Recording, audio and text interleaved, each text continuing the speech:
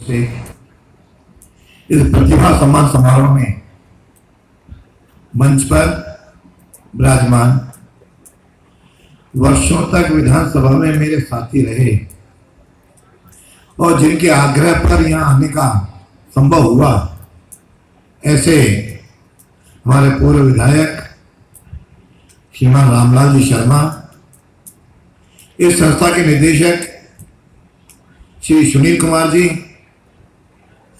और इंस्टीट्यूट की सीएमडी श्रीमती इंद्राल जी चोपड़ा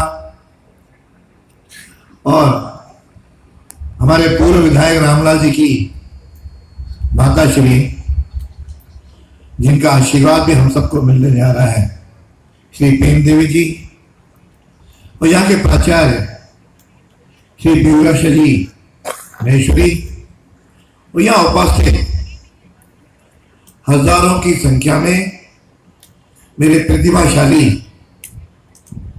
छात्र छात्राओं, सबसे पहले तो मैं आप सबको इस प्रतिभा इतने अंक लाने पर जो मुझे बताया गया कि 80% से अधिक वाले ही छात्र हैं, इन सबको अपनी ओर से बहुत बहुत बधाई देता हूं, शुभकामनाएं देता हूं। आप जीवन में नई ऊंचाइयां छुएं, आगे बढ़ें और भारत का नाम रोशन करें। हम सबको जानकारी में है कि शिक्षा के क्षेत्र में भारत विश्व के अंदर सबसे बड़ा गौरवशाली देश रहा है। यहाँ तक्षशिला नालंदा के भी चर्चाएं होती हैं, विक्रमशिला विश्वविद्यालय की भी होती है। जब केवल विश्व के अंदर 8 विश्वविद्यालय थे, उस समय भारत में 2 विश्वविद्यालय रहे। इतना हमारा भारत का नाम ऊंचा रहा है और उसके आधार पे सारे विश्व के लोग, यहां तक कि चीन, अमेरिका, यहां के लोग भी पढ़ने के लिए भारत आया करते थे। और भारत ने विश्व को कैसे जीना है, कैसे पढ़ना है, कैसे रहना है, यहां तक कि कैसे कपड़े पहनने, ऐसे सिंधु सभ्यता ने विश्व को भारत ने सिखाया है। और अभी मैं जब सम्मान कर रहा था, देख रहा था कि छात्राएं नारी शक्ति सबसे बड़ी अग्रणी हैं। और वैसे भी वर्तमान में कहा जाऊं कि वर्तमान युग नारी शक्ति का युग है।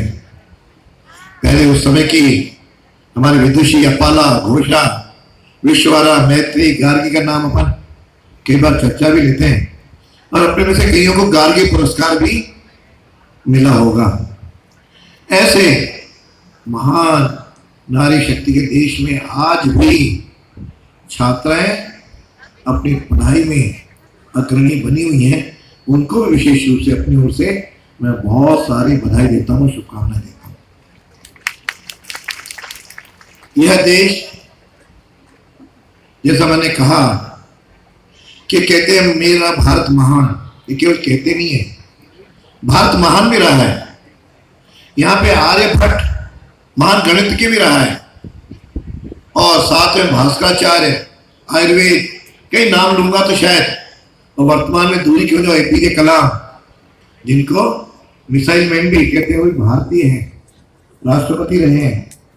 ऐसे महान विभूतियों से अपना देश आगे बढ़ा है।